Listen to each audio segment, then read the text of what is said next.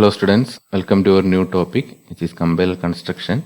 In this video I would like to give a brief introduction about compiler construction. So first of all we have to look at the definition of compiler. Programming languages are notations for describing computations to people and to machines. We all know what is a programming language. But before a program can be run, it must be translated into a form in which it can be executed by a computer. Generally, programming languages are written in high-level language. So before execution, it must be translated to a form which must be understood by the computer. The software system that do this translation are called compilers. So here there is a language translation. So the translator used this compiler. A compiler is a program that can read a program in one language. That language is called source language, and translate it into an equivalent program in another language. It is called the target language. Generally, target language is also known as machine language. Important role of the compiler is to report any errors in the source program that it detects during the translation process. So compiler is translating source program to target language, and it must have the capability to report the errors during the translation.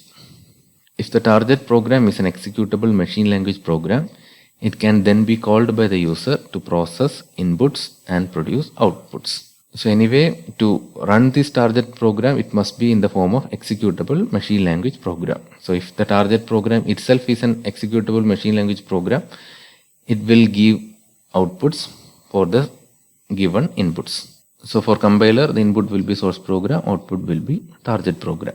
So if we give inputs to target program, after processing the input, that target program will give the output. Interpreter. An interpreter is another common kind of language processor. Instead of producing a target program as a translation, an interpreter appears to directly execute the operations specified in the source program on inputs supplied by the user. So we already studied about interpreter also. It will translate the program line by line. After translating the first line, it will execute the first line. Then it will translate the second line. Then it will execute the second line, and so on. So interpreter will translate the source program line by line, and their input must also be given. So there the input is taken from the user after the translation. If a particular line is written to capture input from the user, after translating that particular line, that input will be read from the user. So in interpreter, there will be two inputs, source program and input. Input is not mandatory there also. There are programs without input. The machine language target program produced by a compiler is usually much faster than an interpreter at mapping inputs to outputs. So compiler is much faster than the interpreter. An interpreter, however, can usually give better error diagnostics than a compiler because it executes the source program statement by statement. So the advantage of interpreter is it will give better error diagnostics. Next one is hybrid compiler. Java language processes combine compilation and interpretation. A Java source program may be first compiled into an intermediate form called bytecodes. The bytecodes then interpreted by a virtual machine which is called Java virtual machine. A benefit of this arrangement is that bytecodes compiled on one machine can be interpreted on another machine, perhaps across a network. So this is the reason why Java is platform independent. Java, we are using both compiler and interpreter. Here source program is translated to intermediate program, and here this translator is a compiler. So the compiler will generate an intermediate program. That program is called bytecode.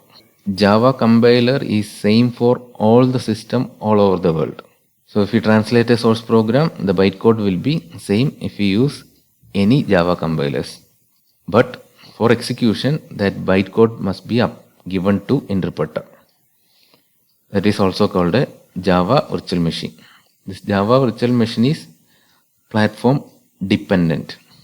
For different platforms, different Java virtual machines are there, but Java compiler is platform independent. Because these virtual machines are platform dependent because different machines have different architecture. So based on the architecture, the virtual machines are designed. So this bytecode is given to virtual machine. This virtual machine translates the program with the help of interpreter. That's why Java language processes combine compilation and interpretation. So along with the intermediate program, we have to give the inputs. Intermediate program is also known as bytecodes. So the combination of compilation and interpretation process is called an hybrid compiler. Next is language processing system.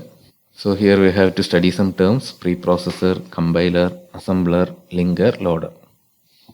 So all these terms are already studied in system programming. A source program may be divided into modules stored in separate files. So source program can be written in multiple files. The task of collecting the source program is sometimes entrusted to a separate program called a preprocessor.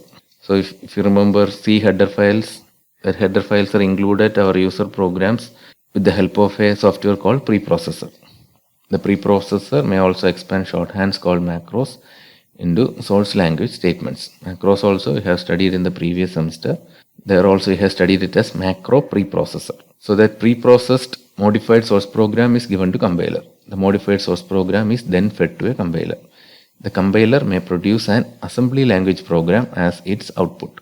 Compiler may produce some type of target program. Sometimes it can be directly executed by a computer. Some other time it may be a assembly level program.